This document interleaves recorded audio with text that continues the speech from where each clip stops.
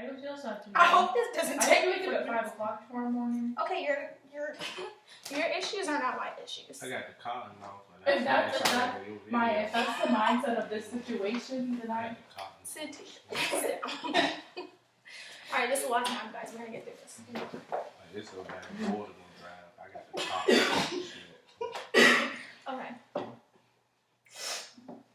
So the title of my speech is "One Size Does Not Fit All," and it's basically about body shaming. Some things that I'll be talking about is what body shaming is, who it affects, what can be done to stop it, and the hashtag "I am not a distraction." So body shaming is cruel words and phrases that are said to people who are not in the type of preference that you have. Like a parent telling their kid they're too fat, or they're too skinny, or things like that. Who it affects, or it doesn't really affect the person who is telling you. It basically affects the people who you are talking to, such as mostly, from the research that I found, mostly teenagers are affected that are in high school, because around that time most people are trying to figure out who they are, but around those times also they're trying to figure out who they are towards or based off of how other people perceive them as. So somebody that relates to this is my friend Kaylee.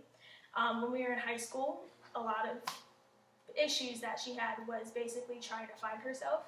And some of the issues that this also came from was that people did not see her the way that I saw her as a friend. So some things started happening, and she started to try to commit suicide because she felt she did not fit into society. So these are some of the things that can affect people just because they're not basically how you want them to look.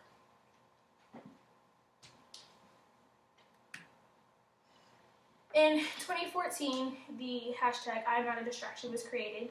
Basically, it was created because people, or females who went to school, were being judged because of their dress codes. Such as, I know when I was in school, we had the 3-finger rule, but sometimes, because my fingers were skinnier than an administrator's fingers, 3 fingers to me was only 2 fingers to them. In some ways that this affected them is the skinny girl that you see walking down the hallway and the long maxi dress with the tank top may not be the same size as people who have curves and are more full-fitted. Why does this matter? This basically matters because, like I said, this mainly affects people who are in 9th through 10th grade, or 9th through 12th grade. So these are times that people are trying to, build themselves up, figure out who they are, how they want to look when they get older, what they want to do. And most of these decisions are based off of people that are around you. So when people tell me, like, oh, you're too fat, I'm going to take it as I'm not small enough for everybody. And that's basically how body shaming can affect people.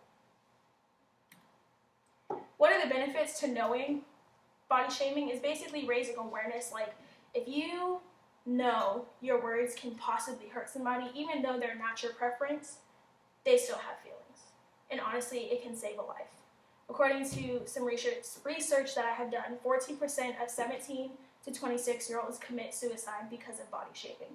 So you holding back that comment about how she has fat going over her sides can possibly just save that life.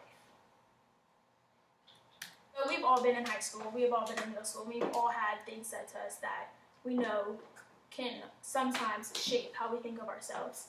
Whereas, even though we're all still standing here today, after all of us have been body shamed, possibly, there are some of us who have not been here.